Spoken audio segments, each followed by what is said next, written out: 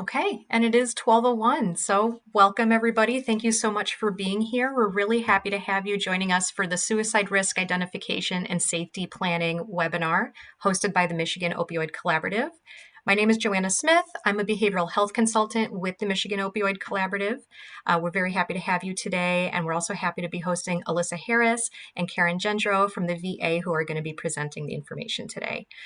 So if you haven't already done so, please put your name, your email address, and the organization that you're with in the chat so we can track that for attendance, please. I mentioned this a couple times already, but on the screen, you'll see that there's a scan code. If you're claiming CMEs for this event, you can go ahead and scan that or follow the instructions on the left side of the screen. Also, we will be posting a PDF with instructions on claiming all other credits in the chat, so please keep your eyes on that. As a FYI, all the credits do need to be claimed and the surveys need to be completed within 48 hours of this event. So please make sure that you're getting that done before Friday so that you can get those credits on time. And before we begin, I do want to give an overview of what we have going on, or what the Michigan Opioid Collaborative offers. So briefly, we are a grant-funded program by Blue Cross Blue Shield and the Michigan Department of Health and Human Services. We're housed within the University of Michigan's Department of Anesthesia. And we have a variety of services. All of them are completely free. So one of our biggest services is our free same-day consultation services. These are for providers, prescribers, anybody that has a question about maybe a patient or any other questions about treating patients who they might be looking to get started on medications for opioid use disorder, or any other questions that you have about treating a patient with a substance use disorder. So those are available Monday through Friday from 9 a.m. to 5 p.m. We do have clinical technical assistance. If you're a provider and you're looking to get your clinic set up to provide medications for opioid use disorder, we offer support with that, as well as trainings, including our quarterly training on an introduction to treating patients with buprenorphine. We also provide support for individuals who are pregnant or perinatal and have a substance use disorder, so we can provide guidance, treatment planning, and medication management assistance, so answering any questions around that for the providers who are treating those patients. We also offer hepatitis C services, so if you had any questions or had a case with a patient who had hepatitis C, we do offer bi-weekly case conferences with our hepatologist who's on staff. In addition to opioid use disorders, we also provide education and toolkits and webinars around treating non-opioid substance use disorders. If you're interested in learning about those, please let us know, and we can always add you to the listserv to learn about those upcoming webinars. I'm going to hand it over to Alyssa in just a moment, but we are going to be reaching out to you following the end of this presentation. Your local behavioral health consultant will reach out and follow up with some further information about today's presentation with the slides, as well as information on MOC. So before I hand it over, I'm going to stop sharing my screen. I'm going to introduce Alyssa and Karen Gendro real briefly. So Alyssa Harris earned her MSW at the University of Michigan with a specialty in mental health and interpersonal practice. She began her career working as a social worker for the Ypsilanti Assertive Community Treatment Program at Washtenaw County Community Mental Health in Michigan. From there, she grew her clinical skills while still working with individuals with serious mental illness on the psychosocial rehabilitation and recovery team for 6 years at the Ann Arbor VA healthcare system. Alyssa is now enjoying bringing her clinical knowledge to the community with the goal of ending suicide amongst veterans, service members, and their families. Alyssa does this by helping communities develop active and sustainable suicide prevention coalitions in her role as a community engagement and partnership coordinator. We also have Karen Gendro joining her. Karen earned her MS in clinical psychology in 1998 and her MSW in 2013, both from EMU. She's currently one of 3 suicide prevention coordinators at the Department of Veterans Affairs Ann Arbor Healthcare System, and she's worked for the VA for 9 years, and prior to suicide prevention was part of the Healthcare for Homeless Veterans program. Before joining the VA, Karen was the clinical director at Ozone House in Ann Arbor, where she worked for 20 years in the organization providing intervention and prevention services to children, youth, and families experiencing homelessness or high-risk and high-conflict behaviors and situations.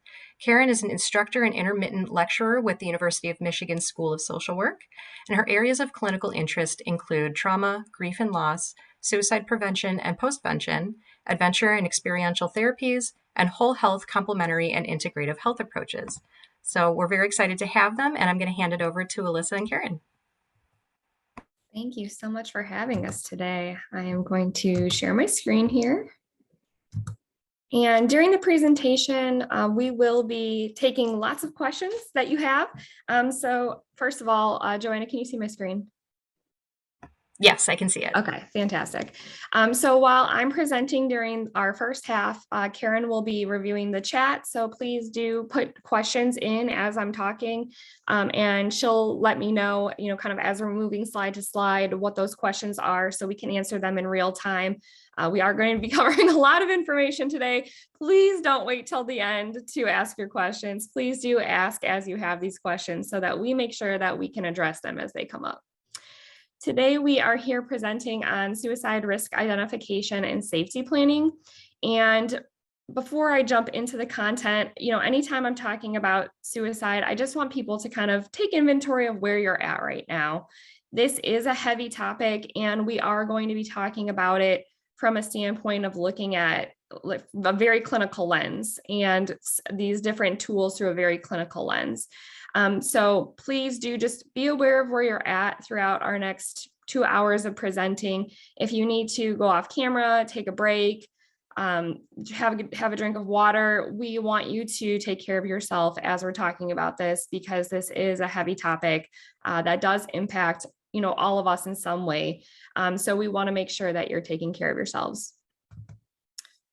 So the first thing I want to talk about is just what we're going to be talking about today. You all are pretty familiar with substance use treatment, which is why you're part of the Michigan Opioid Collaborative's network here.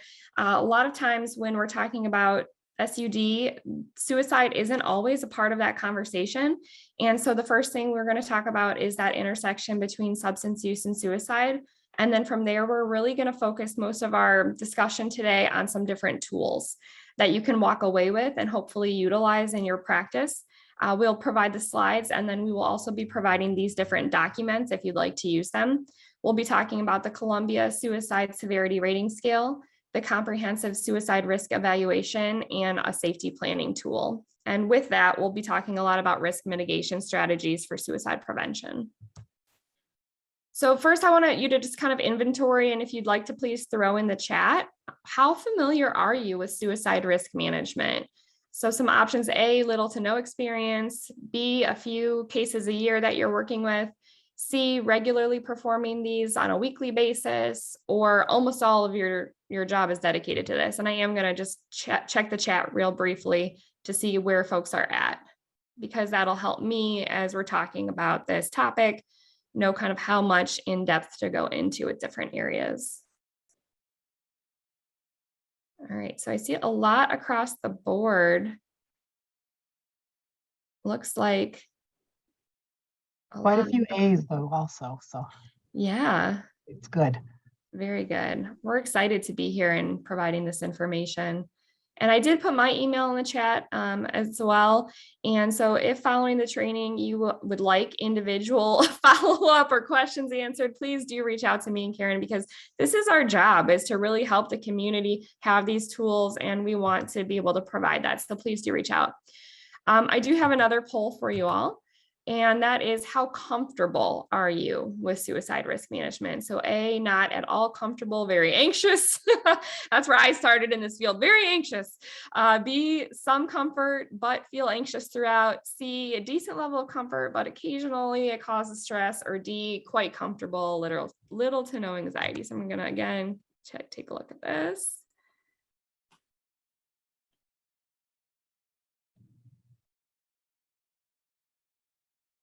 Like lots of B's and C's mostly. Yeah, thank you.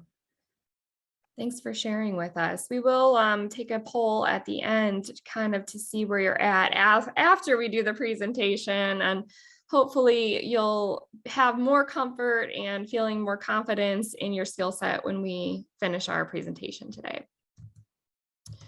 So jumping into this, the first thing is, why assess risk? Why even do risk assessment? And I want you to take a moment and think about, when you're meeting with someone, if you're meeting with someone who's talking about feeling really hopeless, There's no reason to live, no reason to go on.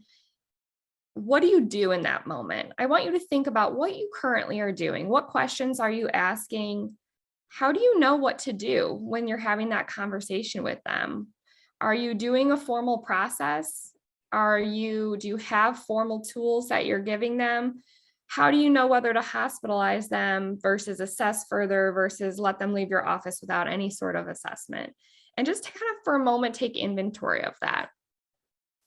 And the reason that we want to do risk assessment in a really formal way, for those of you who aren't necessarily maybe doing this at this time, is really because we want to use a tool to help provide that clinical judgment.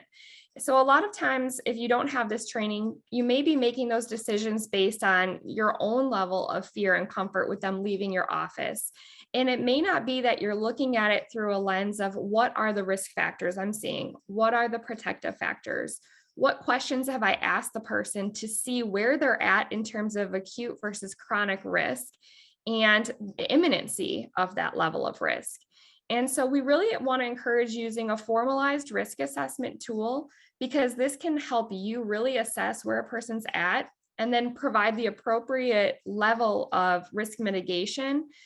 It's different strategies to help offset the risk that they're experiencing in that moment in a crisis. And why does this matter to this population? Because there is a huge intersection between substance use and suicide. And so the two areas that I really want you to think about, the first being that when we talk about suicide risk, a lot of times that discussion gets combined with a discussion around untreated or undertreated depression. And if someone's dying by suicide, they must be depressed. That's a conversation that you often hear when we're talking about suicide. But really the data actually shows that the highest risk group for suicide are those with an opioid use disorder. So you can see that here from 2005 to 2018, consistently high along with bipolar disorder. And then you can look too and see that those with a substance use disorder were actually higher than those with depression. So we really need to make sure that when folks are being treated for a substance use disorder, especially an opioid use disorder, that they're being screened at a really high level for suicide risk, because this is a really high risk group. The other thing to think about with this group too is that in my community work, working with different EMS and community clinicians, when I'm asking, how are you determining whether an overdose was an accident or whether it was intentional? I'm usually met with like wide-eyed, never thought about it kind of look. So the thing is too, is that I think, often assume that if someone is using opioids, they're using it to achieve a high, but often folks are intentionally overdosing as a way to end their life. And we want to make sure that we are screening for whether those overdoses are intentional, because then that person can have a whole nother set of tools and mental health treatment available to them. But only if we're asking those questions to be able to offer that appropriate level of support.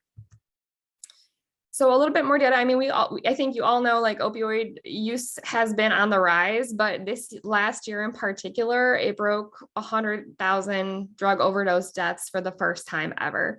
So with our data around suicide risk for opioid use disorder, and we're seeing opioid even more on the rise as it continues to go up, it's just even more important that we are all doing high-level screening for suicide risk. And just a little bit more data about that. So this was some data collected by the VA around veterans. There's a lot of data that gets collected within VA, so we can utilize that to kind of see what's going on. And they actually found that patients admitted to the emergency department for an opioid overdose were 100 times more likely to die by drug overdose in the next year, and 18 times more likely to die by suicide compared to the general population. So just a little bit more evidence connecting those dots between substance use and suicide. For those of you who are unfamiliar with suicide training, so Karen and I do a 1 hour long training about suicide, and that'll be next month, November 2nd, SAVE training, where we'll go a lot more in depth about suicide risk and prevention. It will be led by two of our fellow clinicians, not by us. but we'll just briefly touch on some of these points today. So suicide risk factors listed here. Some of the biggest ones are loss of relationship, that connectedness, and feeling of hopelessness are really huge risk factors. So folks are coming into your office and you're seeing that they have a lot of these risk factors. That's definitely a time to do a screening. And then there are protective factors as well. And when we get into some of our tools, you'll see these are things that we're going to be asking about with the tools. But also just keep in mind that having these different protective factors doesn't mean that the person's not going to attempt suicide, but it is important that we look and see if they have these different areas that protect them against suicide. And these are the red flag warning signs. So if someone is talking to you about wanting to die, feeling hopeless, they say, I'm going to kill myself. If they start talking to you about, I've been stockpiling my meds, or I recently bought a firearm, and I'm having these hopeless thoughts, then those are times that you would want to do this screening. So going into the screening, again, please ask questions in the chat. I have now covered the intersection of substance use and suicide and a very light covering of information about suicide. And now I'm going to go into tools. So please, if you have questions about those areas, now is the time. We can definitely go back and answer questions about those later if the lingering questions pop, but in real time, I'd like to address them if I can. So moving into tools, and feel free, Karen will flag me if you put something in the chat. But the key here is that we really want to do best practice work. Now, there is no one specific tool that has been given this gold star standard. This is the best tool to use across, any healthcare domain. But the best practice is that an organization is using a standardized way of screening for suicide risk in which all clinicians have this shared language and shared way of assessing risk within a group. It helps improve quality of care, and it also reduces stigma when you're talking to the person about suicide regularly, because there is a myth out there, you may have heard this myth, that talking about suicide increases the chance someone will die by suicide, and that is a myth. Talking about suicide decreases the risk that someone will die by suicide. You're telling them, I am a safe person to talk to about what is going on, and I'm here to help you. I'm here to bring you hope and talk to you about ways that we can address what's going on that is making you feel that way. And so having a tool to use will allow you to standardize and use that for your practice. And it is based in evidence, right? We want to do evidence-based practice in our work as much as possible. There's data that shows that using these types of tools are really key in helping that individuals at large not die by suicide. So we really want to, because we're taking away that piece of I'm using my own judgment and my own filter and putting it into a standardized way of looking at risk. The two tools that we're going to talk about today are the Columbia and the Comprehensive Suicide Risk Evaluation. So again, in the chat, if you can first just tell me, have you used the Columbia Suicide Severity Risk Screening tool in the past? Just throw in a yes or a no there.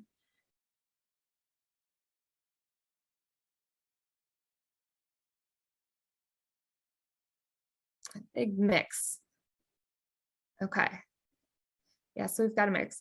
So we will provide this tool to you all with the PowerPoint presentation. And this is something you can Google online and get right now if you wanted to look at it online as well. The first tool is the Columbia, and this is a screening tool. So this is to detect who may be at risk for suicide and need further evaluation. I have heard of some different healthcare groups using this as their evaluation tool, but this is really meant to be a screening tool to see if there is further need for discussion around suicide risk. And then the second tool, if the person has a positive screen on Columbia, which means that they are having some level of suicidal thoughts, then the goal is to do a more in-depth assessment.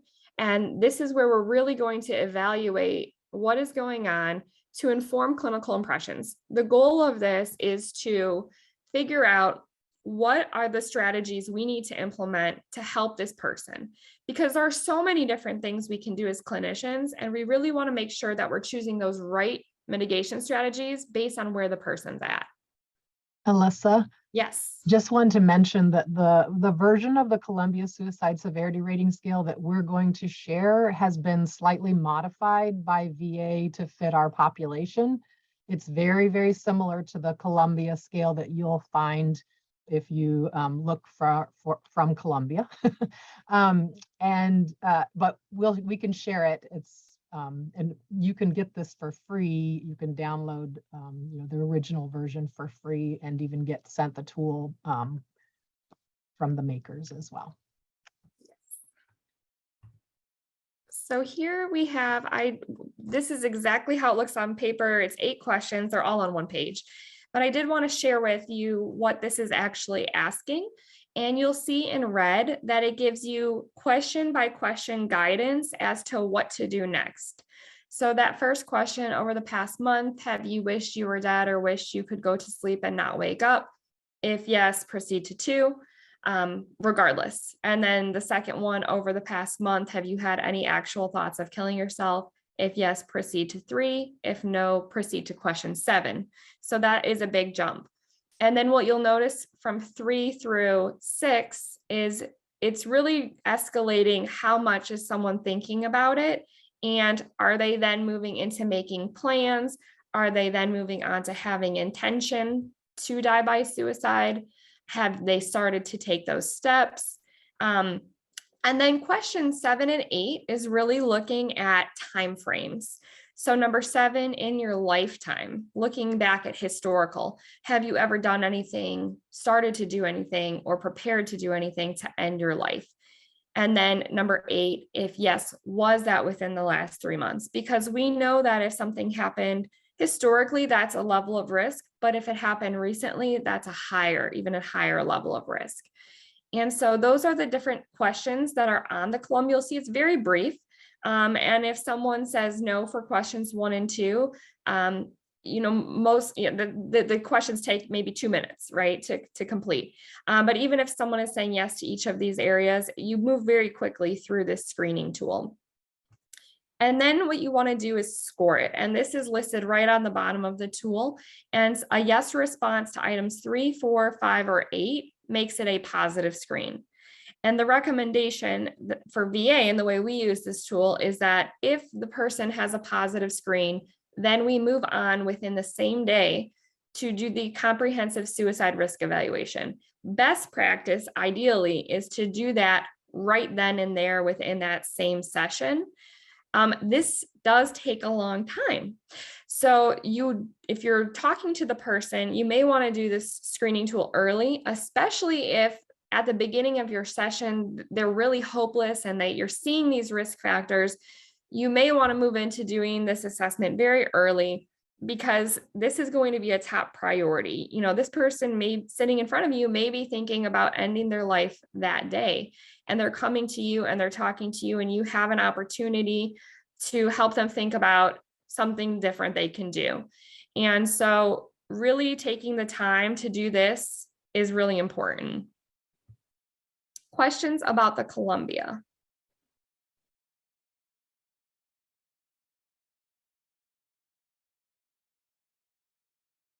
All right, I will move along into our next section. Karen, I saw you on mute. Did you want to add anything? Oh, I was just going to say one reason why you see that we have this, we mentioned earlier, a 2-tiered process or 2-stage process, is because in the VA health system, we're having all sorts of different departments do screening for suicide. So this happens in primary care, in the eye clinic, at the emergency department. And so, so we have nurses or peer support folks or chaplains or doctors all doing the Columbia Suicide Severity Rating Scale with veterans in our health system. And then if that tool is positive, then they're locating a licensed independent practitioner to complete a thorough evaluation, which we use this CSRE that Alyssa will talk about. So when Alyssa says, like, yeah, ideally you do it in the same session or in the same, encounter with the patient.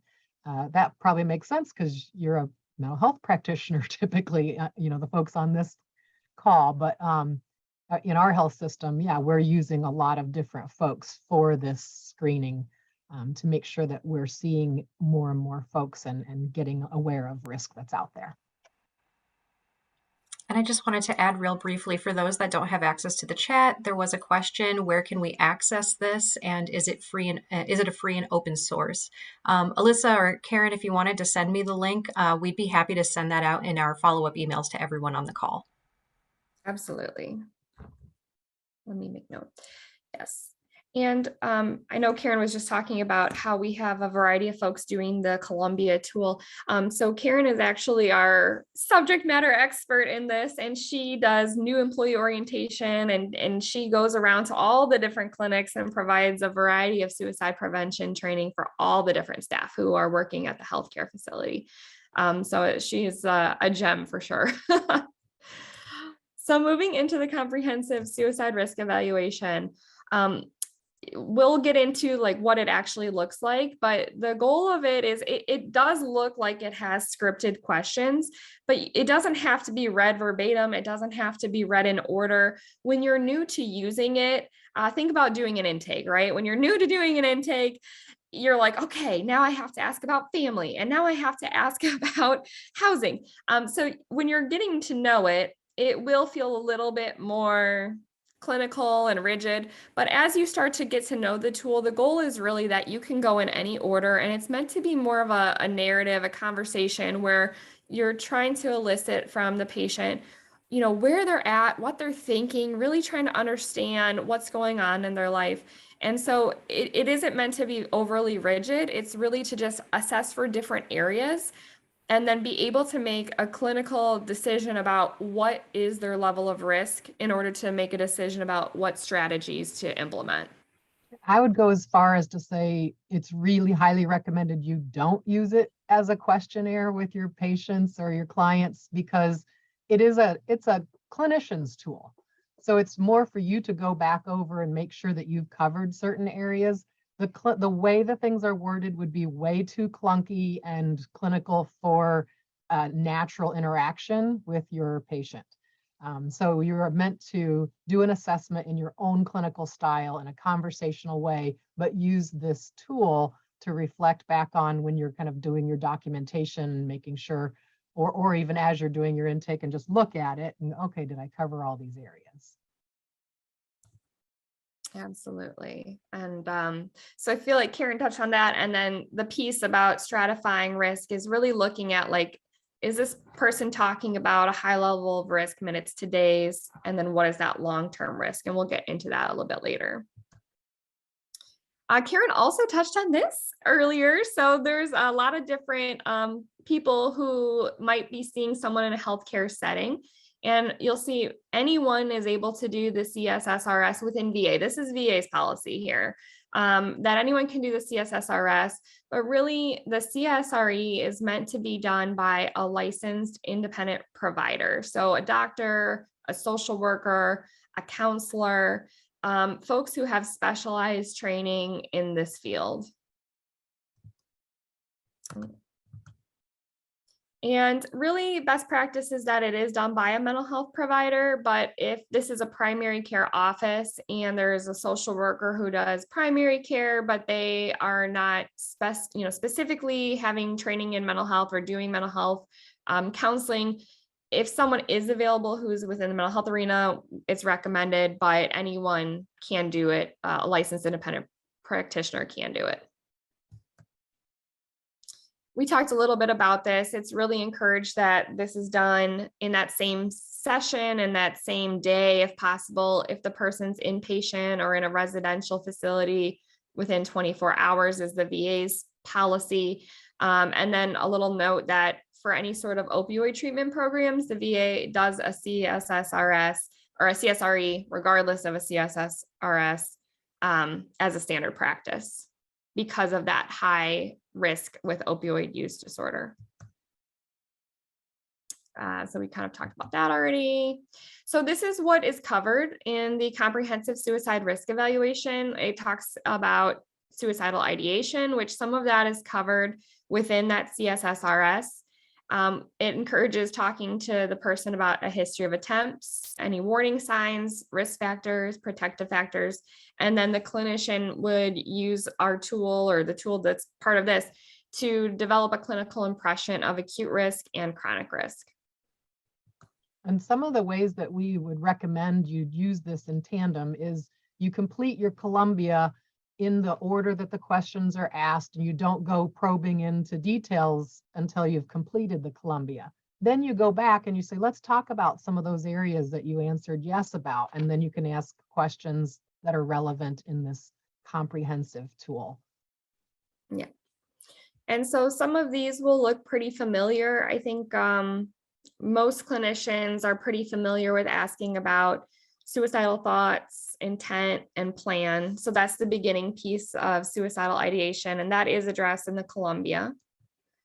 And when And we're then, talking about, I would just want to say intention, when we're talking about intent, we actually are wanting to ask the client, what did they plan to have happened? Are they aware of what the result would be of their possible behavior or of following through with what they're thinking about? So really, do they intend to die? Or if they're just not really sure, then we have that unclear thing. But having that presence of intent, because the intent to die, we know can override rational thinking. And so that just increases our concern for someone if we find out, yes, I am really intending this to end my life. and these, so this question was asked in the Columbia as well, was about timeframes. And so this is specifically looking now though at the last 30 days was the most recent ideation, the most severe ideation in the past 30 days.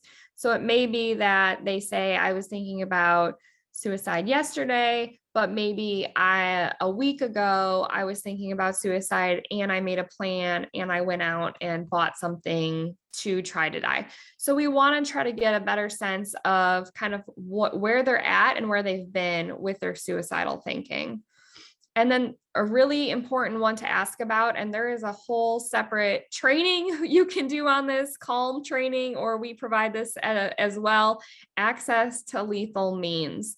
So when we're talking about acute suicide risk, we know that there's about a 1 hour window where a person's at highest risk for dying by suicide. And if they have the means to die in that 1 hour, that it's a higher likelihood that they will attempt. But if we can increase time and space between a person and their access to their means, that decreases that risk for suicide. So we do want to ask about if they're saying, I'm thinking about suicide by firearm. Do you have access to a firearm? Is it loaded? Is it locked? What is going on with that means? Is it medications? Do you have access to those medications? Because that really is going to play a big role in whether someone has that intention and ability to die by suicide and that acute risk in that moment.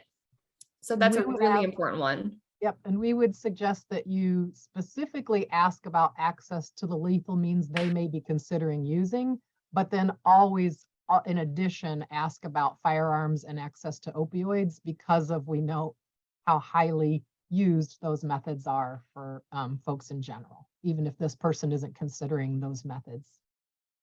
Yeah.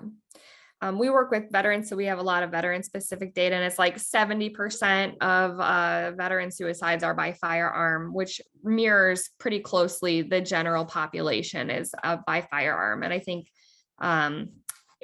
maybe it's even like 90% of those who die that way versus 5% of all other means. So it's really important to ask those questions. So we talked a little bit about this most recent, most severe ideation.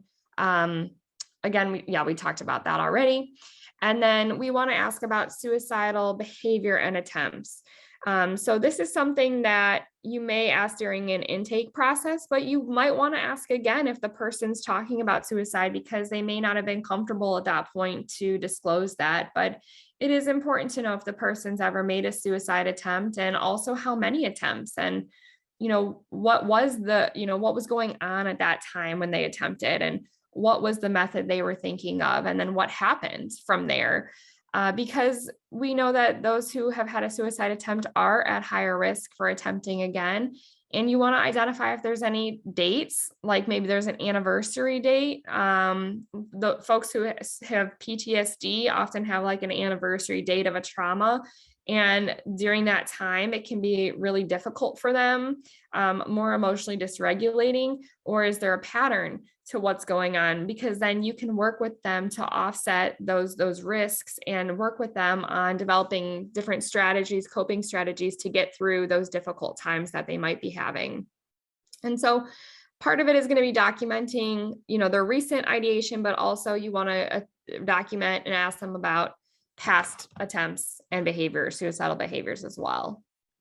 One reason why we have what was their care status? Was it within 7 days of discharge? Is because if you look at SAMHSA research, you know that in that first month after folks leave inpatient psychiatric care, they're at 300 times higher rate to die by suicide than the general population in the first week, and 200 times higher within the full 30 days right after discharge. And so we're also looking at those things to kind of educate folks about, this is a really high risk time for you. So if you go through this again, and we'll talk about this in safety planning later, this is why we want to prepare for how to stay safe in these times when you're at high risk. Yeah. So the other thing we want to ask about is preparatory behavior. So are they doing anything like writing a suicide note? Have they written one? Have they started giving away belongings, researching ways to die, starting stockpiling medications, purchasing a firearm? Again, not purchasing a firearm does not mean that you're at high risk for suicide. But if the person is having suicidal ideation and then they're talking about purchasing a firearm, then those two things in conjunction are when you want to look at that more closely. So you do want to ask about that, even if they haven't had a past suicide attempt. And then finding out more information about that. So it could be, that they've had preparatory behavior in the past, again, looking for those patterns, looking to see if there's anniversary dates. So it's going to ask about those types of things for you to be able to think about. And then it's going to move on to talk about warning signs. So we talked about those on an earlier slide, but it will go into some different warning signs, and you'll want to note if you're seeing things like hopelessness or sleep disturbances or increased isolation. They have a big list here. So as you're talking to the person, you can kind of be thinking about, are any of these things present? Because that puts a person at higher risk. And so you're kind of thinking about these different areas and looking to see if those exist. And then you might have past warning signs, if they've shared those from the past, or if this is someone that you've done a comprehensive with and now you're doing another one, maybe a year later, something else has happened, being able to kind of look over time, and talking to them about, in the past, what was going on when that happened. And you're seeing if those things are going on again, and how, again, to have that conversation about how can we help you get through this. Risk factors as well. Here's a nice list of some different risk factors. So again, as you're talking to the person, thinking about, are any of these things going on right now? Asking about, have any of these things happened recently? Again, this is where it's like Karen was saying, if you went through this like box by box, it would be like, where's the therapeutic alliance? Let me just go through my checklist here. So it's, when you're going through this, you want to have more of like a broad discussion. What's been going on in your life lately? It seems like you're really down. What's been going on? And maybe they'll share with you, I just recently lost my job, or, my partner left me and I'm feeling really hopeless. And so a lot of these things are going to come out naturally in conversation. And it may be like one of these things gets marked, but if you're starting to see these things add up, that's when you're going to want to go, okay, so we have a recent loss. We have a history of suicide attempts. The person's talking about stockpiling their medicine. These are the types of things where if they're starting to add up, where that's going to put the person at higher risk when we're looking at that acute versus chronic risk. And if we look at how to have this conversation, it's perfectly fine to just directly ask the person what kinds of things are going on that are leading to you feeling like you want to die by suicide, so that you can really find out, like, well, this is the biggest thing on my mind. If you look at the risk factors and you identify them, it gives us opportunity for intervention, because those that are not static, that we can change by putting in more supports or giving them resources, those are great targets for intervention when you look at risk mitigation steps that you're going to take. And so this is very helpful to find this information out, not only for, okay, how highly concerned do I need to be about their risk, but also what can we do right now or plan for in treatment planning to increase their resilience and their protective factors. Yeah, because a lot of times when people are thinking about suicide, they're in a lot of pain, and they're really thinking about suicide as a solution to a problem. I'm in a lot of pain and I feel like nothing is going to change and get better, and this is a solution. And so when you really break it down to understand what's going on, that's causing those thoughts and feelings, that's where we can build in that hope, right? Like, I hear you have lost everything, this, and this. Here's some things we can do about A. Here's some things we can do about B. Here's for C here. And we're starting to tell them there are other solutions. There are other ways we can work with you to try to help rebuild what might have lost, or help with that pain that you're in to alleviate that suffering. So asking those questions really does allow for that treatment planning to be able to help the person get hope that things are temporary. This pain is temporary, and things are going to be different in the future, can be different in the future. We also want to ask about protective factors and their reason for living. So we can ask some examples about, what are some relationships that matter to you that are really positive in your life? What are some positive qualities about you that you value? What do you have going well in your life? I hear, and this is a tough one, especially if someone's in a lot of pain. This can feel really tone deaf, and the person may not be able to come up with positive things about themselves.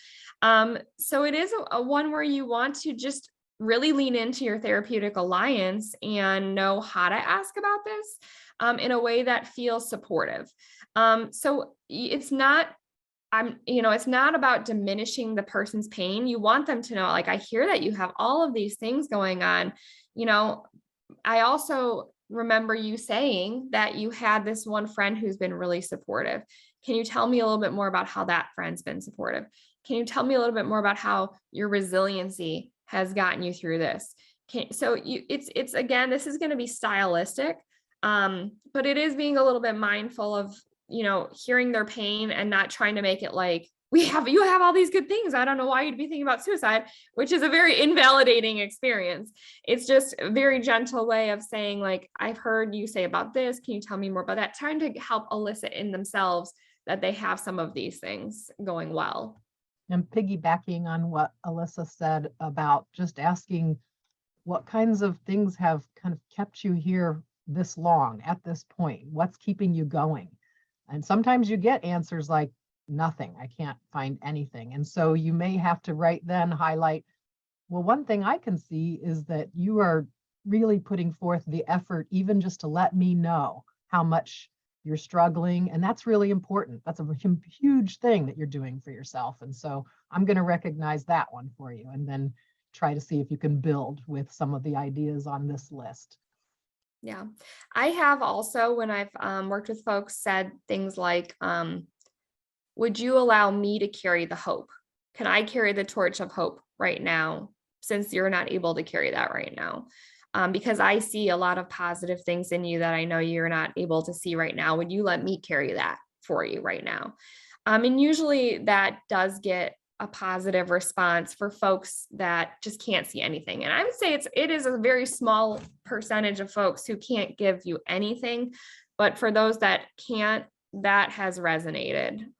Just being seen and knowing that you have one person here in front of you who cares and wants to carry hope for you.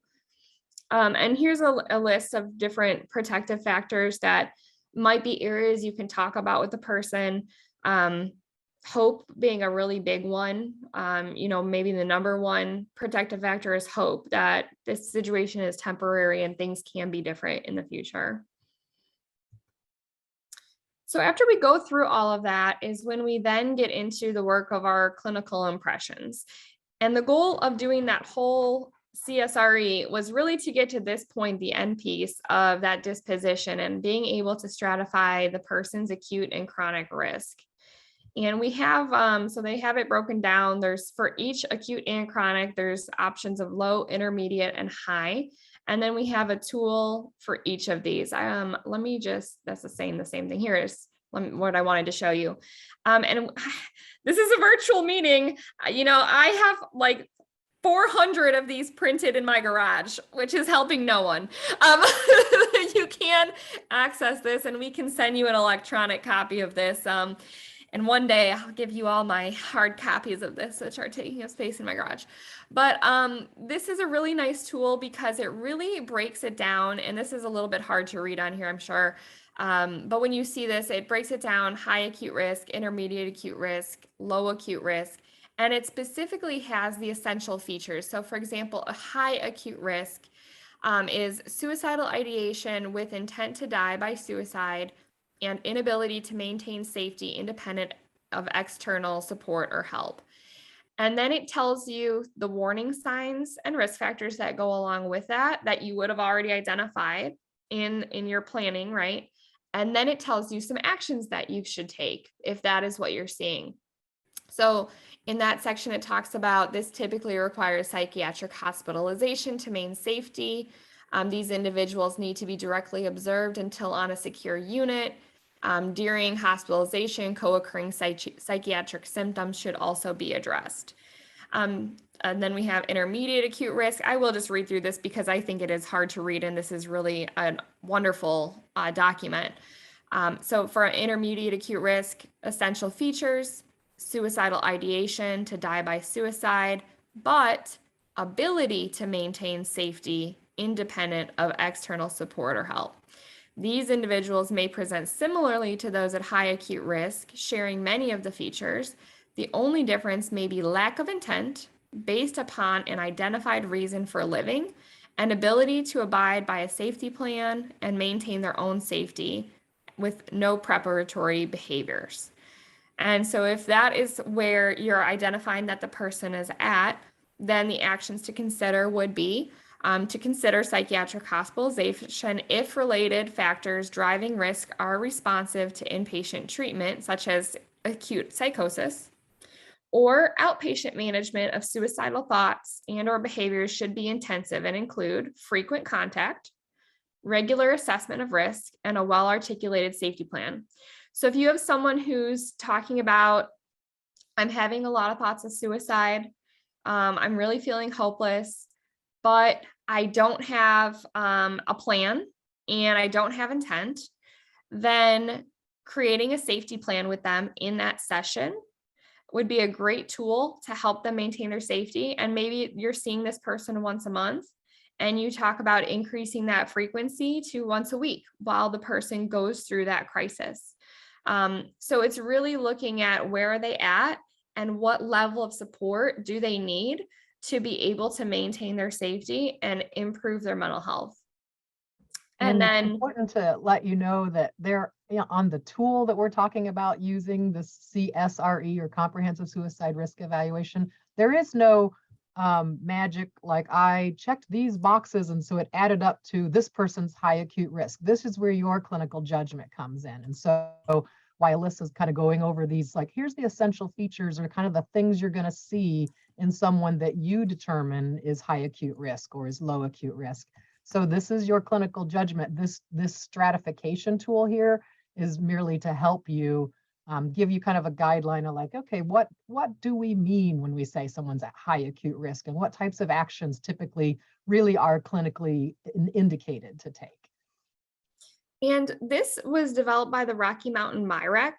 And we have a slide at the very end of our presentation. They have a free to any community member who's working with veteran service members or their families, a risk management, I'm not going to mess that up now, risk management consultation program. So they have an email list, address, phone number, and website where you can go and you can get case consultation for free. So you can call and say, or email and say, I just was meeting with someone, I went through the CSRE, I marked them at intermediate acute risk, and now I am totally second guessing myself, and maybe I should have done something totally different. What should I do? And they will talk you through and work with you on what did you see? Let's talk through it. And they'll give you suggestions if they have any for doing something differently, or next time you meet with the person, or support. They'll give you a lot of support. Yeah, it's not typically something you can call in the middle of you being in crisis about the patient. They'll set up an appointment to have a consultation with you. And I wanted to say that the Rocky Mountain MyRec, that's our mental illness research, education, and clinical center. We have several throughout VA, and this one in Denver is specifically where our suicide prevention research and clinical experts are. And so we have really lucky to get a lot of help and support and great tools out of this center through VA, and we're happy to share them because they're really great and helpful to us as clinicians. Yes. And then our last no suicidal ideation, no specific plan, no preparatory behavior, and a collective high confidence that this person is able to maintain safety. And the action for that would be that they can be managed in primary care or continue with their regular outpatient mental health treatment, particularly if suicidal ideation and psychiatric symptoms are co-occurring. So if they're saying they're not having thoughts of suicide, then care can continue as usual. So this again goes more in, we just talked about this, but this really just breaks it down by high acute risk, intermediate, and low. We just talked about those pieces. And then this is we were talking about acute risk. And now this one is for chronic risk. And so they have, again, the breakdown of high chronic, intermediate, and low. And so for high chronic risk, essential features would be chronic suicidal ideation. There are folks who are at baseline have chronic suicidal ideation. And those can be, the folks that are a little bit more difficult for screening, where you want to go more in depth with those questions.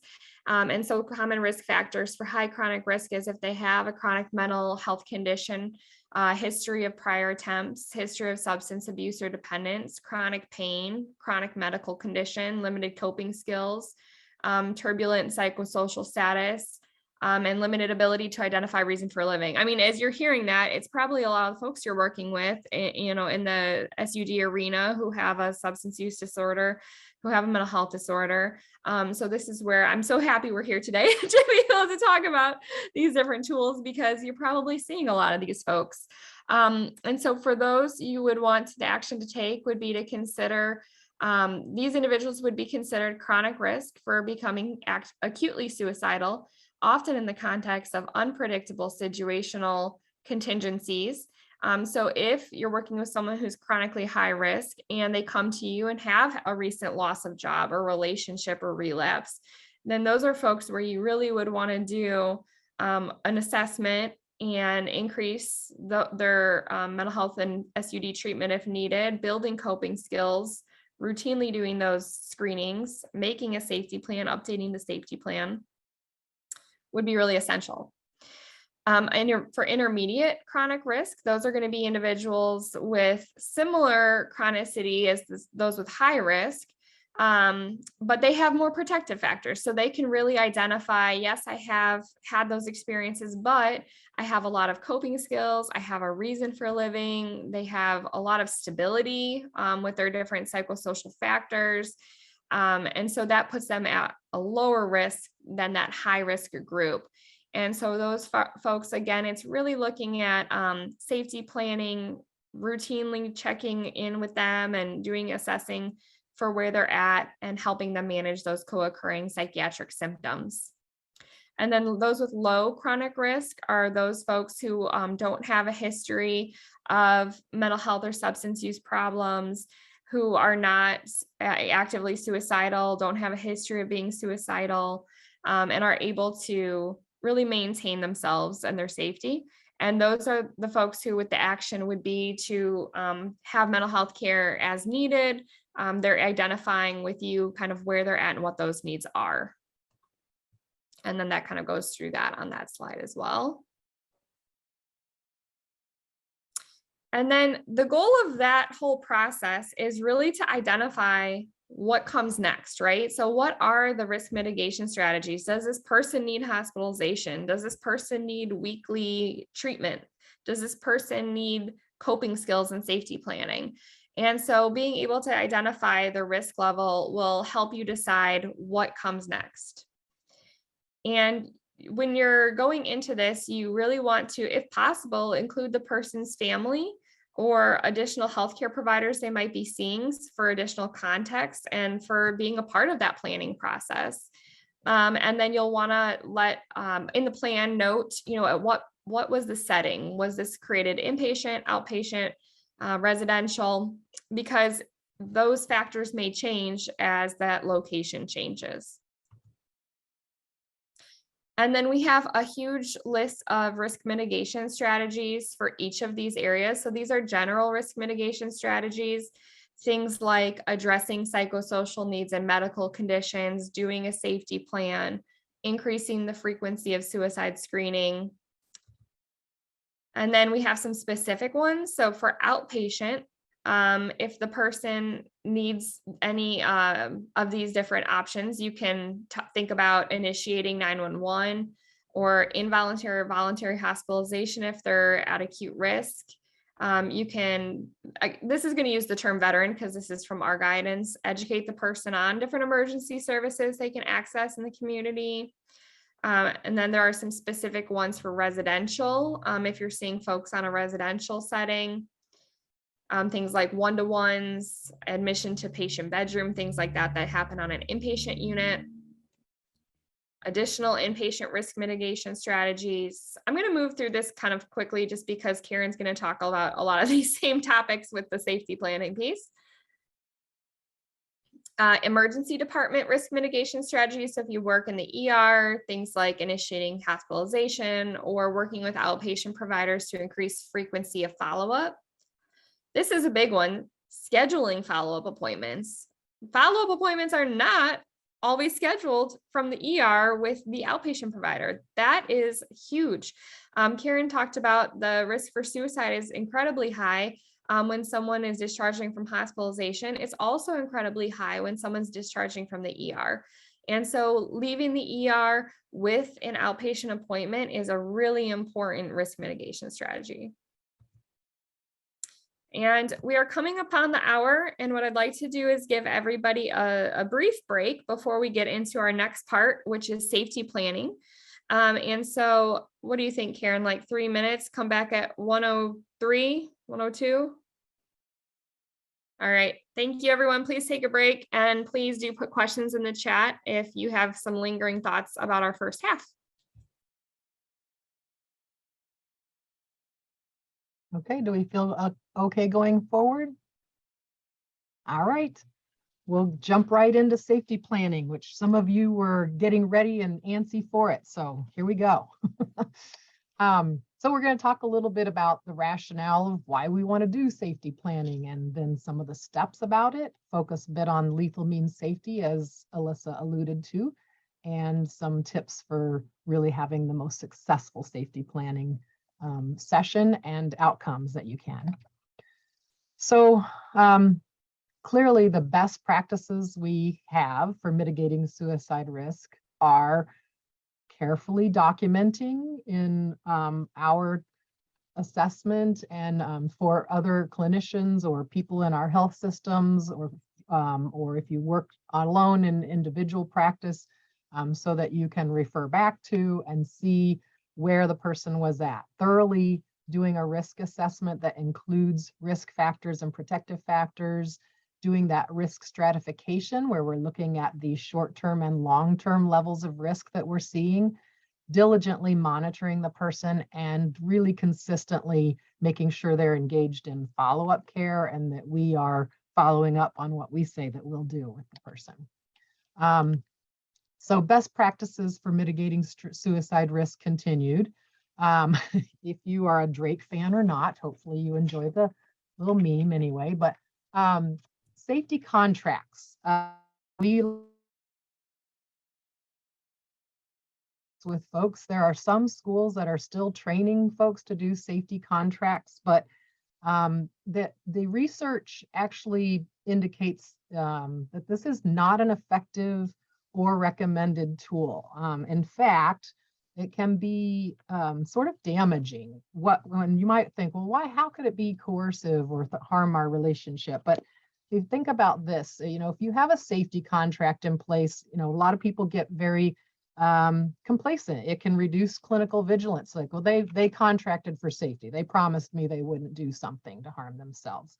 It also might assume that the person in front of you is competent at that moment to agree to such measures, when they also might not be rationally thinking. And so it's not the best time typically to put some kind of contract in place. It might be the fact that people are erroneously substituting a contract for actually repeating risk assessment when you really should be revisiting, have there been some changes in their levels of risk and the risk factors that are going on, as well as protective factors, instead of going, well, did you do your safety contract? So it can be inherently coercive, where the person feels like, because of the relationship and the power that we have in the room, is that they basically have to agree to something to please you.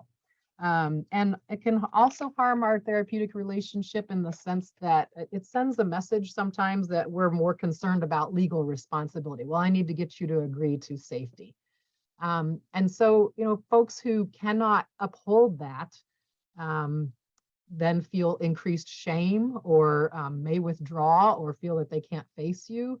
And so in all those ways, safety contracting can be detrimental.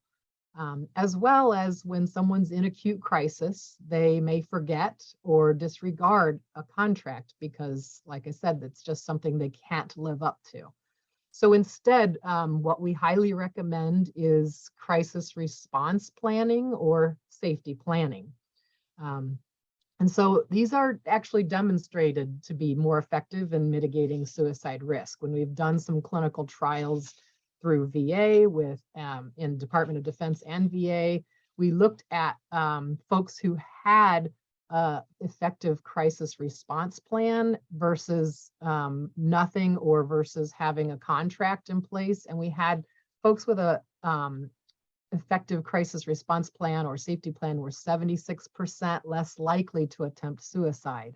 And they had a lower utilization of emergency services because they were prepared to deal with some of their safety issues on their own or with their natural supports. So a safety plan, for those of you who are familiar or are not, what we're talking about when we say this is a really powerful tool that is an evolving tool. So it is not a static one-time tool that you do and, oh, good, we're safe. But it is something that enables an individual to look at what things they could do to try to get themselves through a current or future crisis, things that they can do on their own, things that they can do that involve other folks or even professional folks, but it's a written, prioritized list of concrete ideas, coping strategies and resources that they have, things that they are learning, that they're increasing in, and they collaborate with their clinician, you, to come up with these things. It is definitely something that the client creates. We're just there to help with additional ideas, to kind of reality test some of the things that are on there, make sure that they're actually useful or usable, so that someone can use these ideas when they're in distress. It's useful to use safety planning for several reasons. So Alyssa talked about this quite a bit, that intense, high acute suicide risk point. It tends to fluctuate. There tends to be some times where somebody might reach a super high acute risk point, but they don't stay at that level for days and weeks. Usually it's they're at that level and they make a decision to act, or something happens to distract or ease the situation and they get through it. So individuals who have struggled with suicidal intent, that intent to die, they are at higher risk to have a similar future crisis. And so safety planning with them in a time when they are safe, may be able to think a little more rationally with you and support, is a great time to think about these situations and what they can do about them. Also, it's designed to try to break that cycle of going up and down between risk, and try to break that cycle earlier, provide folks with tools to avoid even entering into a highly or acutely suicidal state. And when we realize that these distress periods could reoccur, then we can prepare the person to proactively act, to engage in their safety plan, or reach out to their supports and try to maintain their safety instead of giving over to sort of the high impulsive thoughts that can occur with increased hopelessness and the impulsive thought to act on their thoughts of suicide.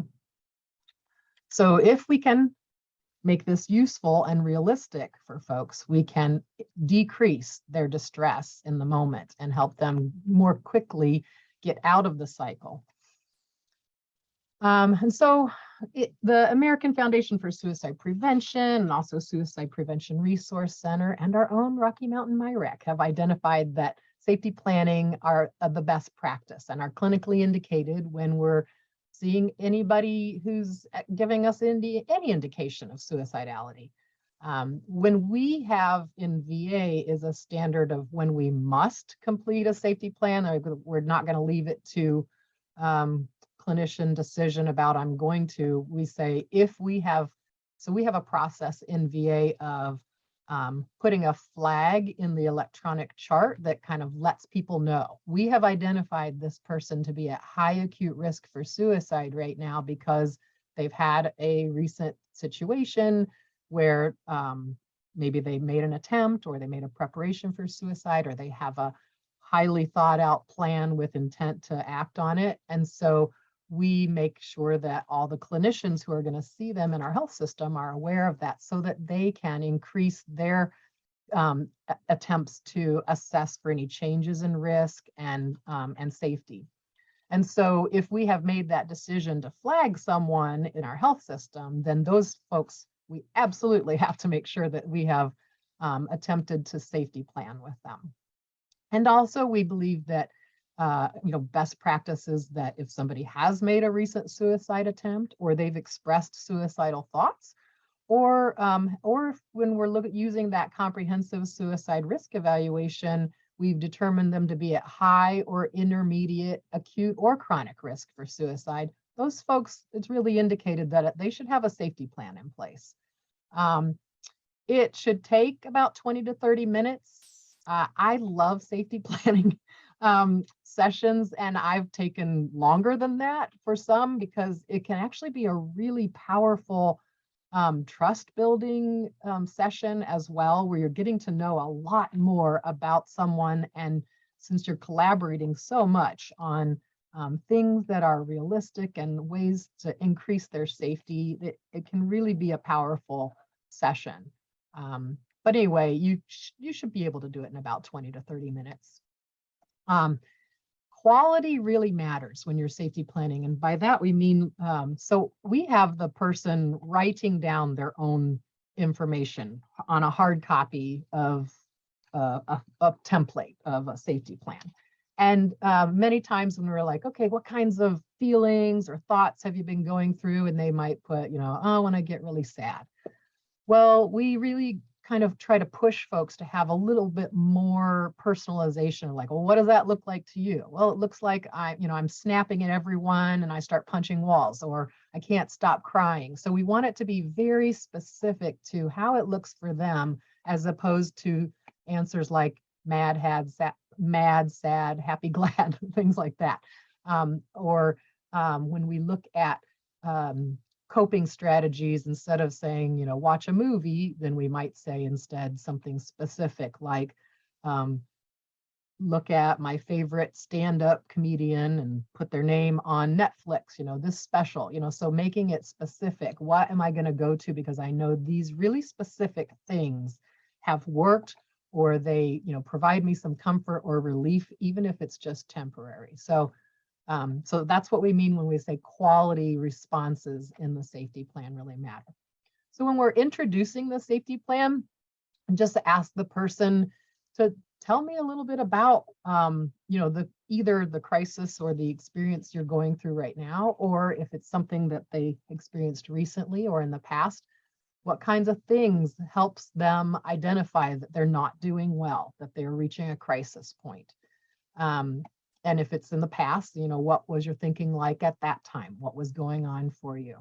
And so we're talking a little bit about, when you reach that point where you're having suicidal feelings, it can be helpful to come up with some strategies to cope with those difficult feelings, as opposed to just immediately reach towards giving into them and acting on them.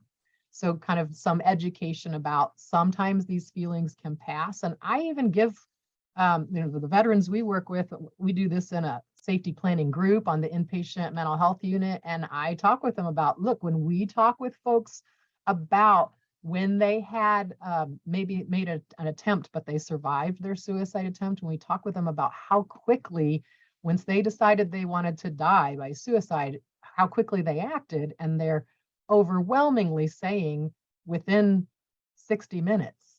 That lets us know that you're really at high risk once you're really thinking that way. And so we want to get you through that time. I even explain to folks like, I am talking about even things like distraction and how distraction can save your life. Because if we can get you some time, you can get through that really, really high risk point. You might feel just a little bit differently and not like acting on those things. And so figuring out how to cope and distract through difficult feelings is going to save your life. And so we look to understand the reasons that we're using each step one at a time, and why they're kind of in a tiered order about recognizing signs themselves, relying on themselves, now relying on outside people or places, and then relying on professionals. That there is sort of a hierarchical steps that we're looking at, and brainstorming ideas with them, offering suggestions or resources, and just really helping them be specific. And then really asking them also, is this reasonable? Is this realistic for you? Is this something you can really do? Is this a person you can actually really rely on? Is this realistic for you to use? And even though we fill out the safety plan in this sort of tiered order, it's not necessary that you must go through all of the steps. If you recognize I'm in a really high acute point and I don't want to wait for all of these things to possibly take effect, I need to go to the emergency department, to recognize for themselves that's what you need to do. Jump to that step in your plan. The safety plan that we use at VA is a modified version of the standard Stanley Brown safety plan that is out there that many folks use. So it has many of the same categories, or it does have the same categories, but we have expanded it a bit and inserted some things that are standard ideas or options that you'll see. If you can see, it's kind of small, but at the bottom of for instance, professional agencies to contact, we'll put information about the Veterans Crisis Line and how to chat and text, or at the bottom where it has other resources, we have some things about smartphones smartphone apps and organizations or websites to reach out to. So those aren't on, obviously, the Stanley Brown version, but these are ideas of how you can tailor a safety plan for your organization or your practice, or you can use ours. Because all of the information that's in here for resources other than specifically the veterans crisis line chat and texting service are relevant for anyone, including the number that we use for the Veterans Crisis Line. It's the exact same as Lifeline, the National Suicide Prevention Hotline. And so veterans or non-veterans can use 988 or the 800 number to access. So step one in the safety plan is recognizing their warning signs. Again, talking about the importance of this step. How will they notice, or how will they know they're in crisis? That's what these warning signs are for. What are your personal red flags, helping them identify specific things versus vague ones that anyone could say, oh yeah, that's mine. So we're looking at thoughts they're going through, emotions they might be feeling, behaviors they might be seeing from themselves. And so when they can't come up with much, I will often insert a few things. Well, when I talk with a lot of people, I hear people saying things like, I kind of can't think of how this can get any better. I've lost all hope, or feeling like a burden. Is that anything that you identify with? And also in behaviors, I try to help people identify, well, what do you see? Do you start isolating when you're not doing well, or do you stop taking your meds, or do you start drinking more, things like that. So if they're not coming up with things, then that's why we want to brainstorm a bit with them with things that we know are pretty common, and see if they have something in common with that they can identify. So that's step one. Step two starts looking at internal coping strategies, things they can do themselves, things they can do to try to calm themselves or de-escalate or distract themselves, just to get a little relief. It's not meant to solve the whole situation. Again, it's to get relief from how intense those thoughts can be about, I'm losing hope, I'm thinking about suicide, or just spiraling into crisis in general, even if it's not reaching suicidal thoughts.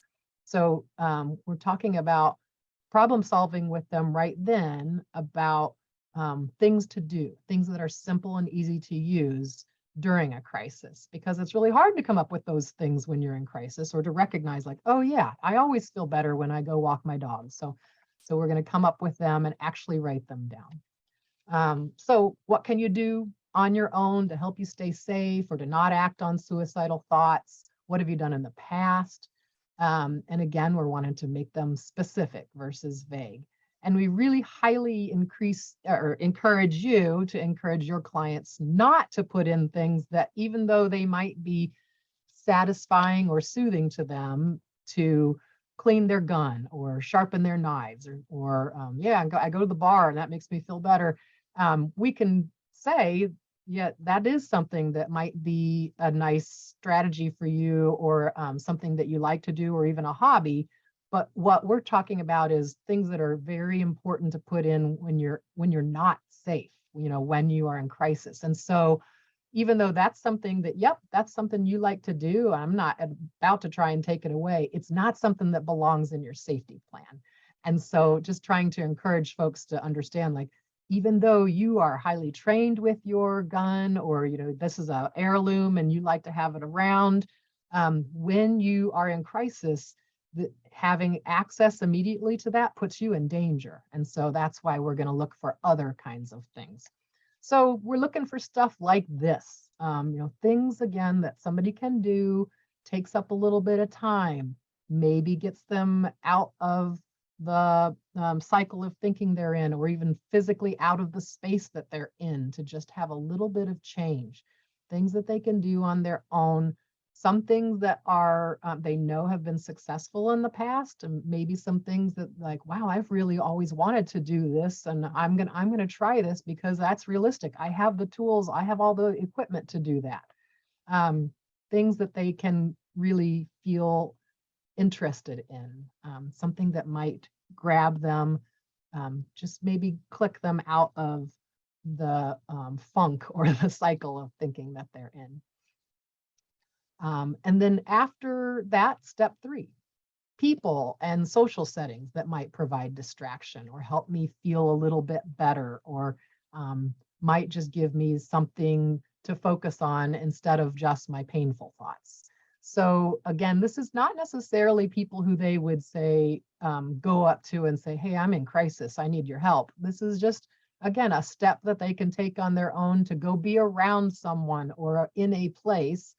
Like some people will say, I really like to go to the park and feed the ducks. I don't have to interact with anyone, but that's calming to me. Or I've had folks say, when I'm in that headspace, I know I need to be around people, but I really don't want to be around them or talk to them. So I go to Meyer and put my headphones in and I just walk around. So just things like that, something that can give you some distraction. It's also a public or social setting or a person that you can get in contact with. And so, you use this step if step 2 didn't help, or you need longer time to kind of get out of that cycle of thought. And again, these are sort of other than mental health providers or counselors. These are even people that you're not necessarily even going to tell I'm struggling. They can be some of the same people that you would trust to tell that, but we're just looking at places that might help you get your mind off of things, might help you feel just a little bit better. And again, not identifying places that might increase their suicide risk, like the bar, or hanging out with folks that are maybe increasing their likelihood to use drugs or increase their alcohol use. We're not being judgmental in that. What we're doing is being realistic with them about, remember that actually puts you at higher risk. And so that might be something that you do when you're not in crisis, but when you're in crisis, we're looking for some other things to turn to. And what we do also is we want to document. If somebody tells us that they don't have such people or places to go to, rather than just leave that blank, we might say, well, right now, I don't have some of these social contacts. And we might say, this is something I'm going to work on in treatment, is increasing the contacts or the social settings that I have, so that I have more to turn to.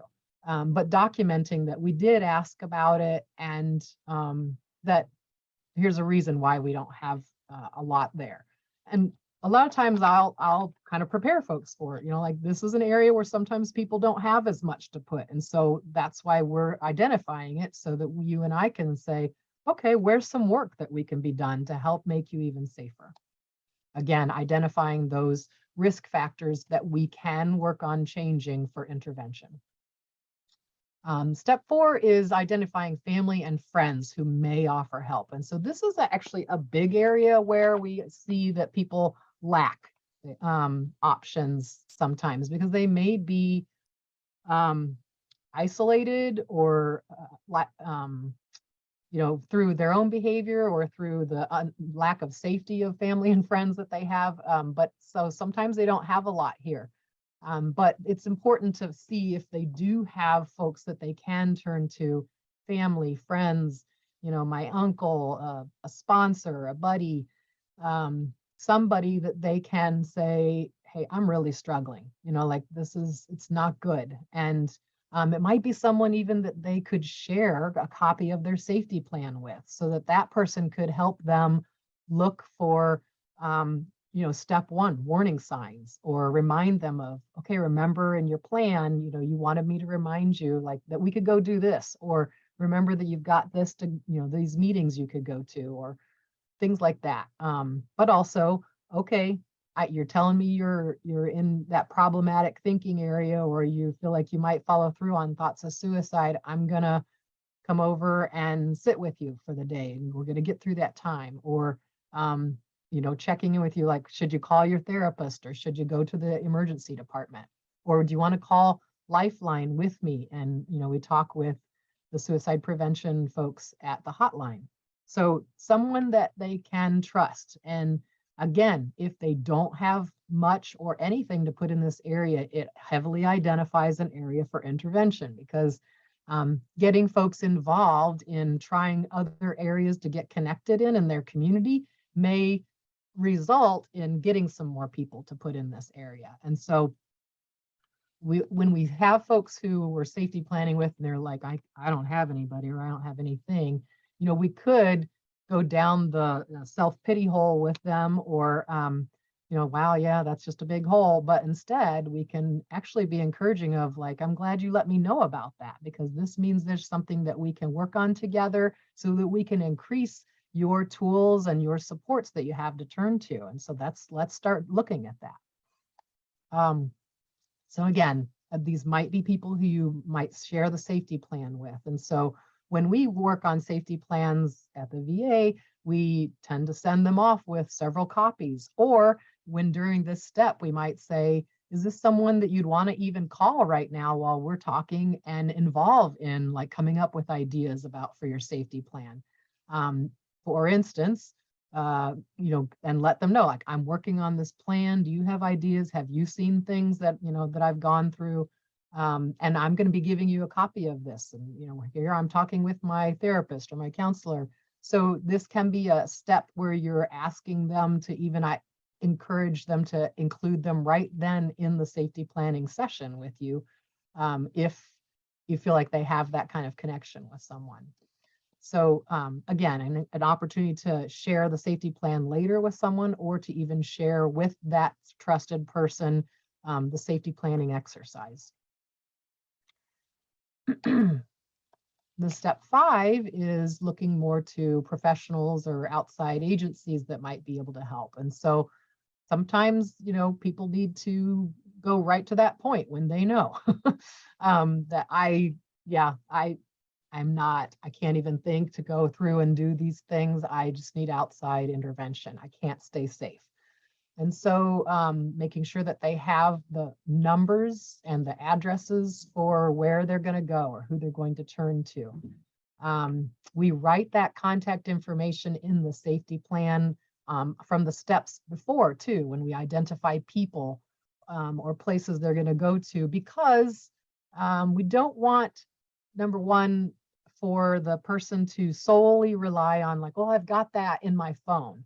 Because what if their phone loses power, or it gets stolen, or it gets dropped, or it goes underwater and they don't have a waterproof phone. So, or like me, I left it on my car, on the top of my car on a trip, and then a semi ran over it on the highway, my phone. There are things that happen to our phones, even though people think, oh, the number's in there. Really highly encourage folks to actually put it down on the safety plan, so that if they share this with someone, then that person has access to all their safe people and places too. And also if their phone is not accessible for some reason, that the person, the client you're working with, can still access all their help. I don't know about you, but I don't remember phone numbers anymore now that we have cell phones. And we used to have, numbers written down by our landline, of family and friends. I think I remember 2 phone numbers right now. So it's very important to realize that like people in crisis aren't going to be better at finding phone numbers than we are when we're not in crisis. And so put them on the safety plan. We don't really accept, veterans, when we're working with them, sometimes we'll say like, yeah, that's in my phone. And we're like, okay, well, let's get it out. Let's put it down. Let me explain to you why. And so that's why we think that's very important to do that. So if they don't have anyone in this area, don't leave it blank. If they can't think of anybody, then in your first time meeting with them, put yourself in there and put the hotline in there. The lifeline, or if they're a veteran, the Veterans Crisis Line. But list the names, the phone number, where is the emergency room that's closest to them where they need to go. Put the information down so that even if that's not where their line of thinking is going right now, it's down there in case they need it in an emergency. So put as much information as you can in there, and and make sure that they have that on the copy of their safety plan. And then we get to step 6, which is about making the environment safe, or lethal means safety in our clinical terms. So we explain to folks, right? When you are in suicidal crisis, having access to the method that you're thinking about using or other options to act on reasons or ways to kill yourself puts you at greater risk. And so we're not talking about necessarily for all time, you have to get rid of your guns or get rid of your medications, but we're trying to help you have things that slow down your access or maybe prevent it altogether. And so let's have conversations about how can you keep your environment as safe as possible. So again, really covering something we've already talked about, but even the most serious thoughts about suicide usually are brief and temporary. However, having access during that time can highly be a risk factor for resulting in death. And when Alyssa was saying about the result of death by firearm, yeah, that is when firearms are used as the method in 85 to 90% of all attempts, they're going to end in death. As opposed to all the other methods combined when used, there you have a 5% rate of death. And so that's why we said, even if someone's not considering using a firearm, when they talk about a plan that they may have, we still want to ask them about access to firearms because it can be an impulsive thing that they might turn to if we only address the method that they're thinking about. So let's talk about that proactively with folks, as well as medications or drugs or street drugs, alcohol, things like that. So we educate folks about that. It's not like we should keep those figures and that information a mystery from people. Like, there are real reasons why I'm asking you about this, and not just to fill in the blank to get Karen to shut up on this part. Like, this is really important about saving your life. So asking them if they have thought about a specific method or plan, and for each method, try to determine what type of access they have to those means. And then, like we said, always make sure you're asking about guns, other weapons, and access to opioids because of the high rates of death that happen with those methods. And just explore what they can do or what people can help them with this. Is there someone who I could say, hey, for the time while I'm in crisis, can you hold on to my medication and just give me, a daily amount? Or can you hold on to the key to my gun cabinet? Things like that. Those are really highly helpful in enlisting other people to help make their environment safe.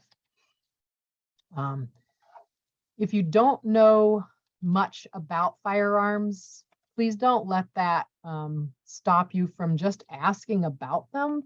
People who own firearms are usually pretty happy to talk about them, but if they get a little cautious about it, you can just ask them, what's your concern about talking about this? Because they might be thinking, oh, you're going to take it away from me, or and so we can assure them, no, that's not the point of this conversation. The point of this conversation is to have you think about, what can you do to make it safer in your home for you and anybody else who might be in there, family, grandchildren, pets, and so there are things that we can all do, and that also put some distance and time between you and options that you might use when you're not thinking rationally to end your life.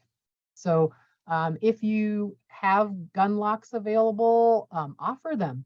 We have gun locks available. We'll give you for free if you would like to have a stash of them.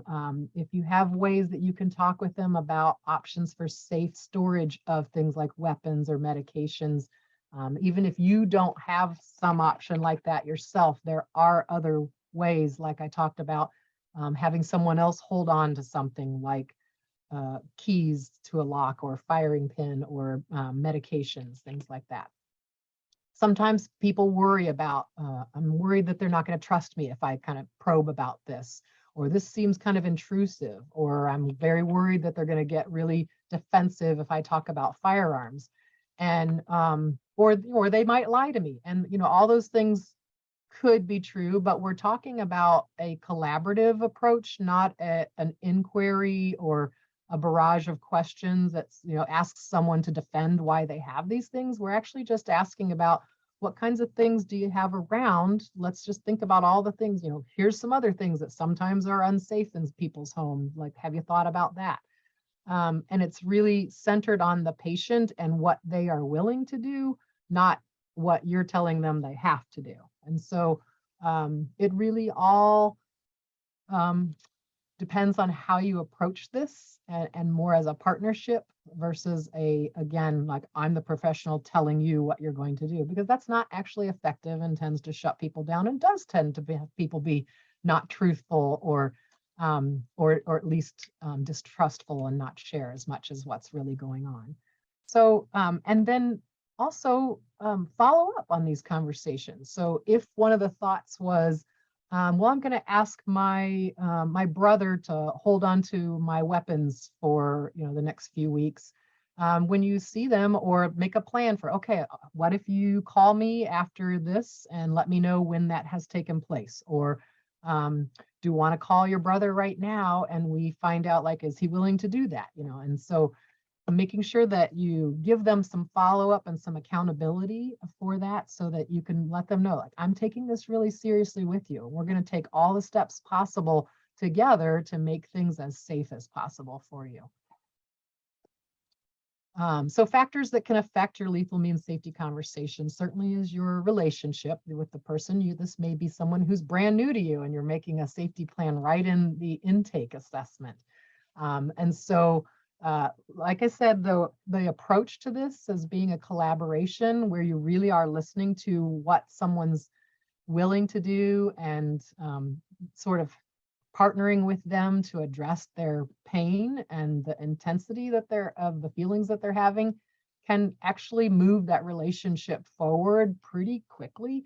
So so I think that if you were concerned about the conversation because of lack of any kind of established relationship, just try approaching it with the same way that you do in establishing trust quickly in an assessment anyway. I really need to partner with them, empathize, validate what they're going through, and then just being realistic and real with the person, genuine. So if you don't know a lot about firearms and things like that, then you're not going to have conversations specifically about the magazine or the firing pin, because you don't know necessarily about that, but you can ask about it and you can ask somebody what they can do. And you have the basic information that having a unloaded gun versus a loaded gun, or a locked gun versus an unlocked gun, certainly does slow down access or the quickness with which someone can use them, even if you don't have an understanding about firearms.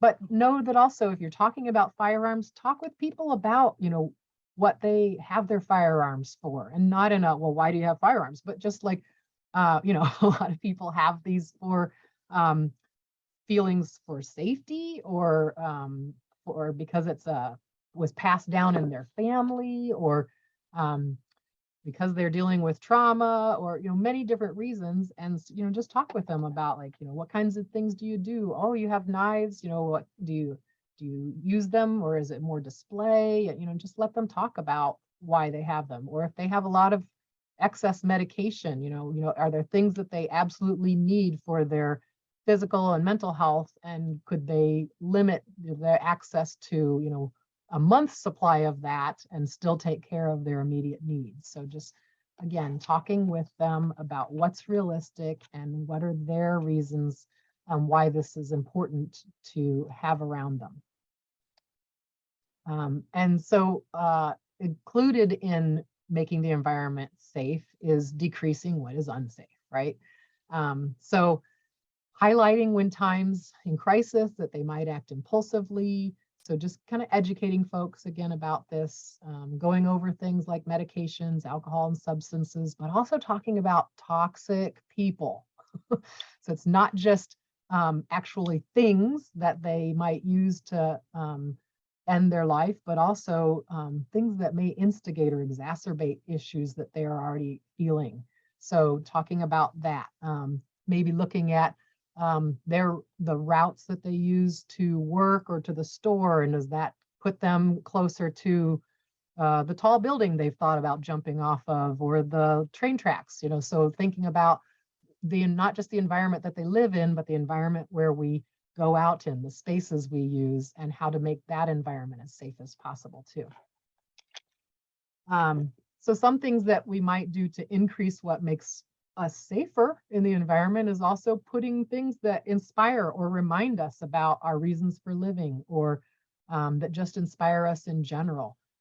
Or also having access to things that can be immediately helpful, such as using a coping or symptom management app on the phone. The VA and DoD have developed tons of really, really helpful apps. And so that's why we have those actually embedded in our safety plan as virtual hope boxes on there, but we recommend things like the safety planning app, My3, or the PTSD coach has a safety plan embedded in it as well that is exactly like the one that we use. Where to place their safety plan, a place where that's going to be easily accessible to them. For instance, how about on your gun safe, or places that are going to be around the lethal means that they may have around. Making sure that if somebody does have access to opioids, they have naloxone available, things like that. I've had veterans that we've worked with say they're going to put a copy of their safety plan on their medicine cabinet. They're going to put it on their fridge, and I talk with them about, make sure that, are you comfortable with that being in that spot if other people come in your house? And if not, do you want to put it inside the cabinet that you open up every day to get cups out of, or in the book that you read all the time? So having people think out, where am I going to put these things that make me safer or increase my safety? And as you wrap up that safety planning intervention, you want to make sure that you are confirming you have knowledge of where they physically live, and also that if they have some folks that they are willing to trust or share with the safety plan, or that might be a person that you could say, hey, if I'm concerned about you and I can't reach you, is there somebody that you have that you wouldn't mind me reaching out to just to say, hey, have you seen Joan? Have you seen them lately? Can you check in on them? And that, in letting them know, like, that decreases my need to then send out police or something to look for you. Like, if I can reach a safety contact, then we can keep this partnership going with, the person that you've identified here.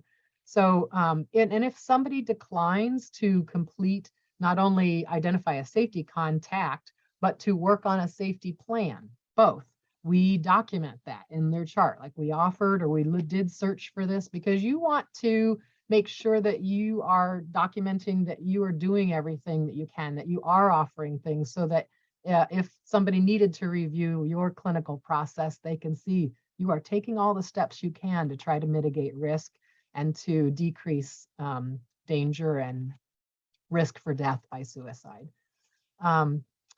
So you review the entire safety plan. Once done, again, kind of check for, like, does this seem like you can really use these options, that this is safe, this is buffering and protecting you as much as possible? Are these people on here realistic? Are they reliable?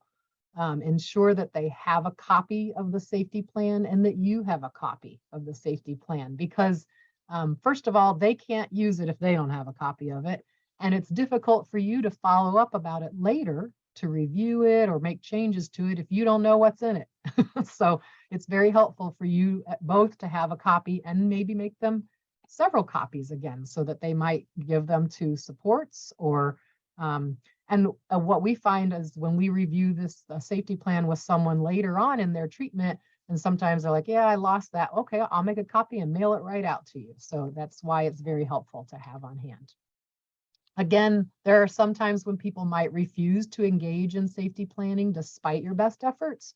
And so we highly recommend that you document, though, that you have offered that, or that you continue to offer it, or that you even offer to review it with them and document if they participated or they declined to participate.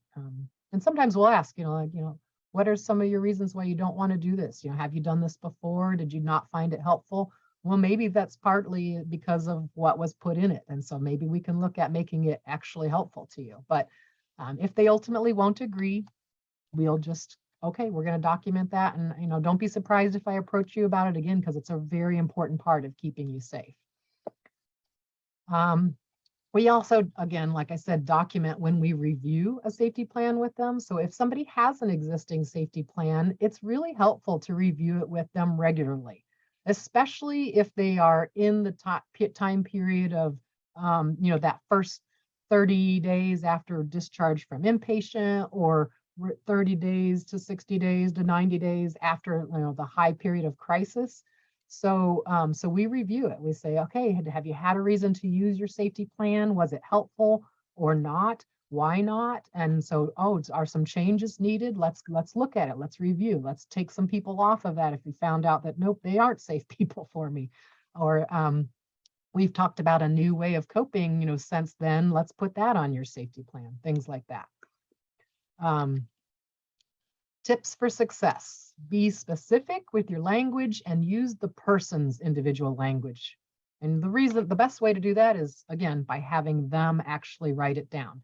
If it's not possible because you're doing a virtual session, you could still have them writing it down, but take things down in their language, put it down on a safety plan template and send it off to them, but use their language as much as possible and have them actively being a part of creating it. Making it relevant to them, having multiple copies if possible, sharing it with someone, and making updates or changes as needed.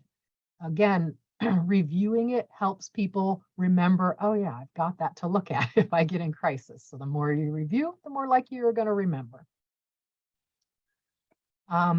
And again, like I said at the beginning, the safety plan is not a one-time intervention. So it should be reviewed, it should be revised, especially after a crisis or after someone's had a chance to use the plan and they either did or they did not. So again, here's some of those questions that you could go over with them. Have you actually used the plan before? Does it need to be changed? How could it be more helpful to you? Sometimes people will say, no, I don't want to create those. That's just dumb. It's just a list of stuff that I'm not going to use. And again, sort of, so, okay, so there's their resistance level. And so, okay, validating, like, you found this not to be helpful in the past. Are there some things we could do to actually make it relevant for you? Again, there's some things you can do for support for yourself. Here's that program Alyssa was referring to. So the Suicide Risk Management Consultation Program. This is available to anybody in the community or in VA who does serve veterans who are at risk for suicide. And I put the the MyRex site in the chat earlier, which you can access just in general to get more information about risk assessment and stratification. Karen? Some general. We have a question in the chat. It's a good one. So before we get into additional resources, Amanda asked, what is your procedure if someone admits to a plan with intent, but refuses to contact supports or go to the ER? If they admit to plan with intent and they are unable to remain safe, and unwilling to bring themselves in, if they're not right in front of us, then we would most likely let them know, I'm going to need to contact emergency services for you. If they're in front of us, we have the good fortune of being we have a psychiatric emergency room or emergency department right on site, so we would just walk them down. We do.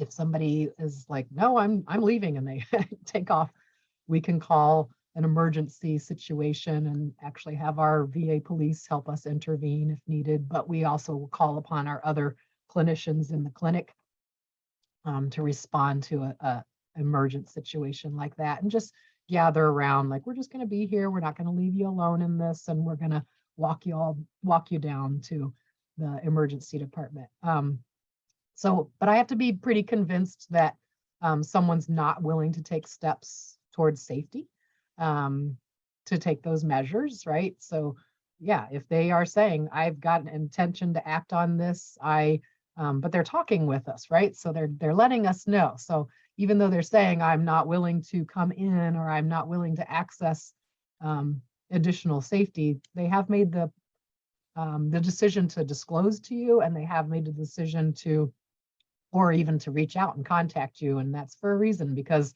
they've probably figured out, oh, this person's going to make sure I'm safe. And so yeah, we're going to follow through on that. If they have indicated, I can't keep myself safe, or I'm not going to bring myself in for safety, despite the fact that I'm thinking about going through on my plan and my thoughts, then we'll take those measures for sure. And just to add to that, I've had many a time when I've been a clinician for 10 years, and I've had many a time where I have had to initiate 911 for someone who did not want to go into the hospital, who was at risk and who was not able to keep themselves safe. And after the person was inpatient and I'm talking to them while they're inpatient or after they're back outpatient, I have never had a time where they didn't say, I so appreciate how much you cared about me to make sure that I got help.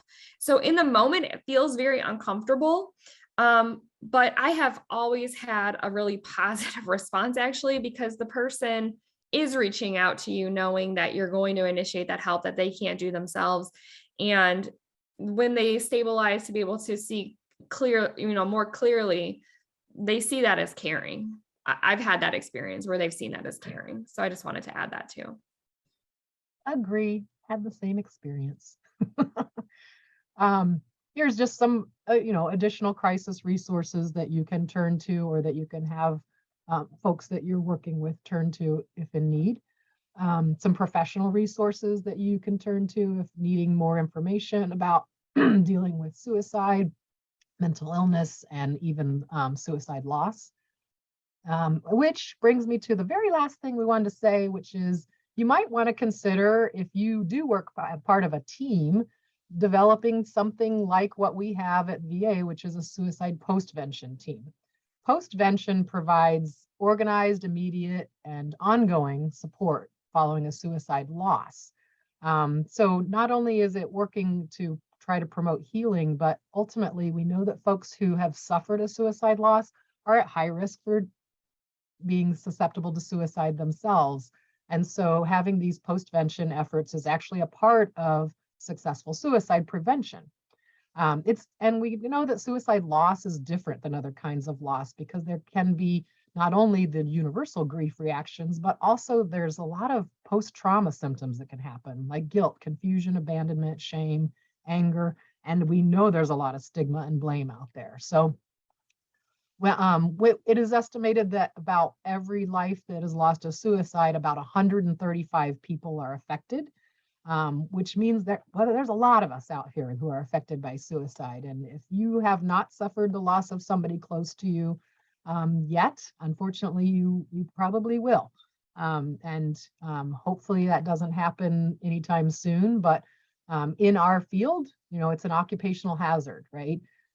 So psychiatrists, trainees, psychologists, social workers, other mental health professionals are pretty highly likely to lose a patient to suicide during their career.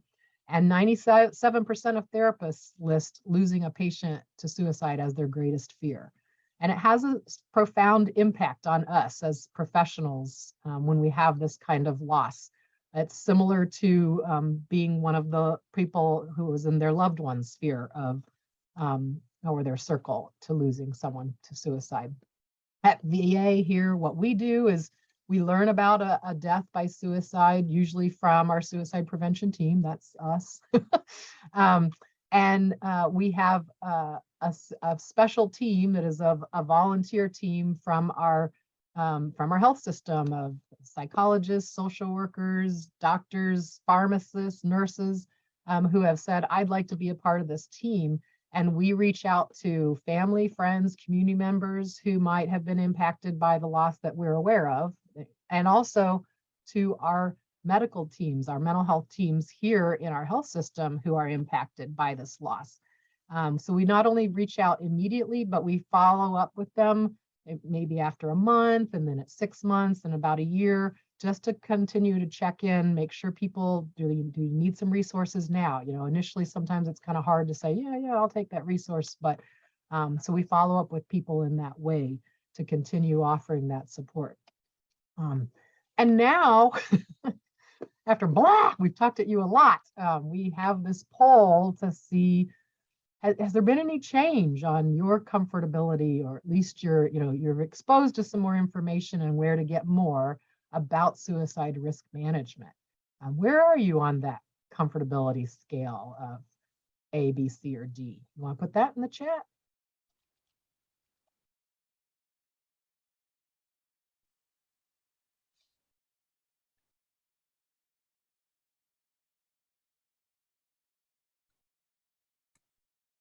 Mostly C's with some D's, couple B's, mostly C's. Well, there were a lot of A's at the beginning, so I'm really glad that there's some movement for a lot of folks. And yeah, some of you may have yep, this is kind of review for me, but for some, this is all new. And so I'm really glad to see that this helps a bit. And it doesn't have to stop here. Like Alyssa said, we are very welcome. We welcome you. You are very welcome to talk with us further or to get additional resources. And we'll be sending out printable options of all of the documents that we talked about. Any questions?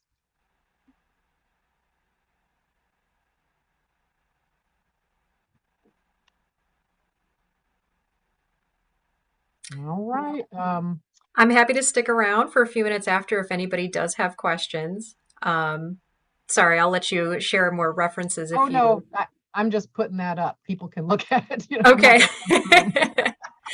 Well, I wanted to thank you, Alyssa and Karen, so much for being here today and sharing this great information. And thank you, everybody, for attending.